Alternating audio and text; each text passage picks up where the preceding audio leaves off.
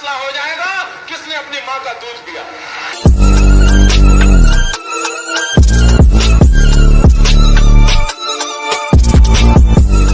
हमारे पक्ष में कौन है?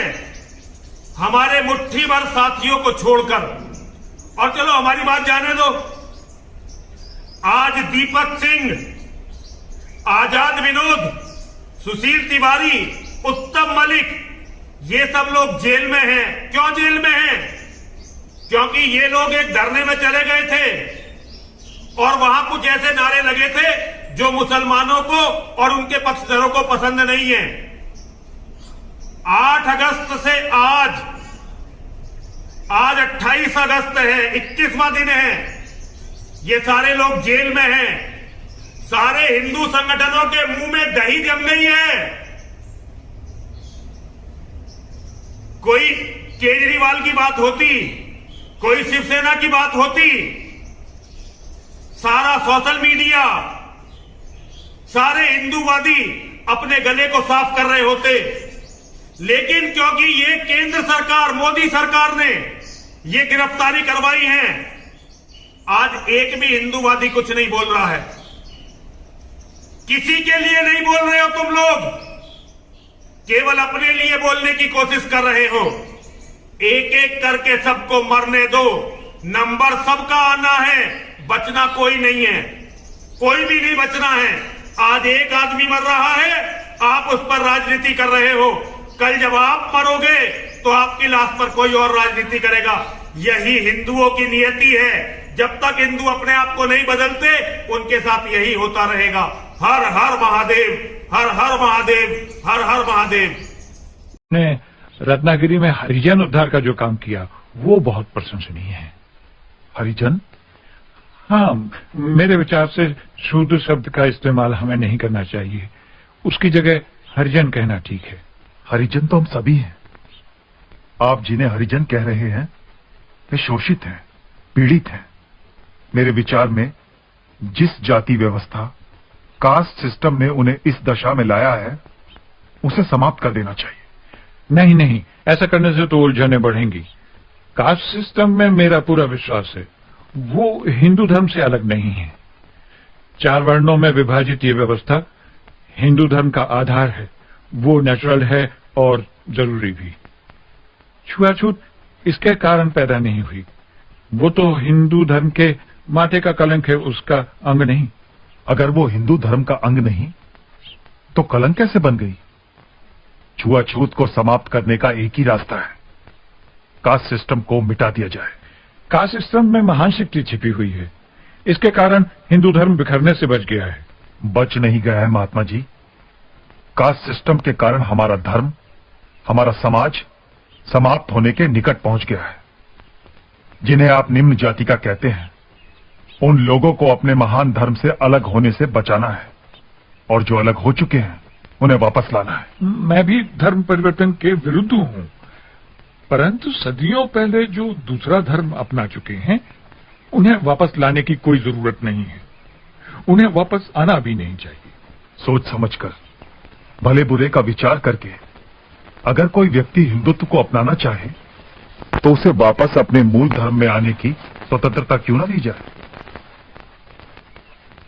हमारे धर्म के लोग कुछ ऐसी परिस्थितियों में घिर गए हैं कि दूसरे धर्मों के अनुयायी उन्हें अपने बराबर आने का लालच देकर धर्म परिवर्तन पर मजबूर कर देते हैं।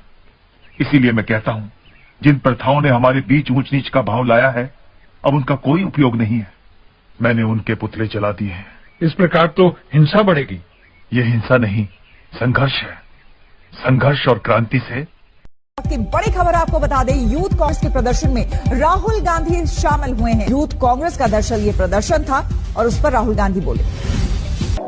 याद रखिए, जब तक नरेंद्र मोदी प्रधानमंत्री है, जब तक हमारी दो की सरकार है, तब तक हिंदुस्तान के युवाओं को रोजगार मिलेगा।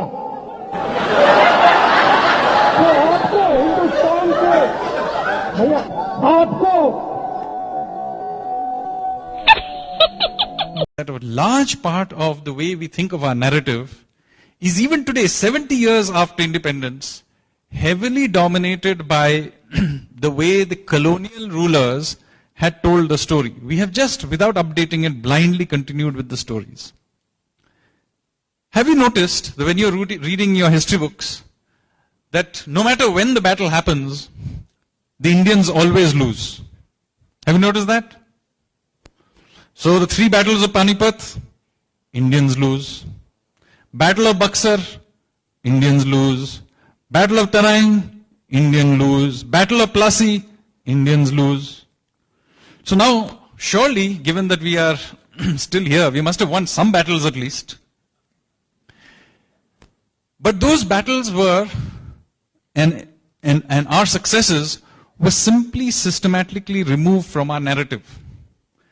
And so, as a result, we have been left with this impression that we never won anything and we were a bunch of losers who were always meant to be colonized by somebody else. This is essentially a narrative that a colonizer was telling us in order to dominate us. And yet we have imbibed it to such an extent that we do not even think about it. So for example, we all know about Mahmud Ghazni and Muhammad Ghori. And you get the impression from reading our history books that, one of them came and a few years later the other one came. But in fact, the last invasion of Mahmud Ghazni happened in 1025. Mahmud Ghori turned up in 1192. There was a 175-year difference between the two. So why was there such a long, big difference? The reason for that is very simple. In 1033, the nephew of Muhammad Ghazni raced down from the Afghan mountains.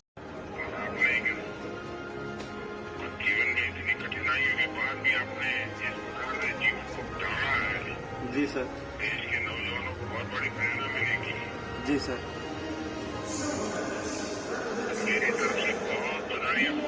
Thank you so much sir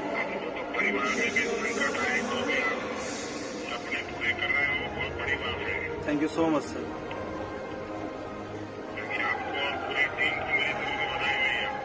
जी sir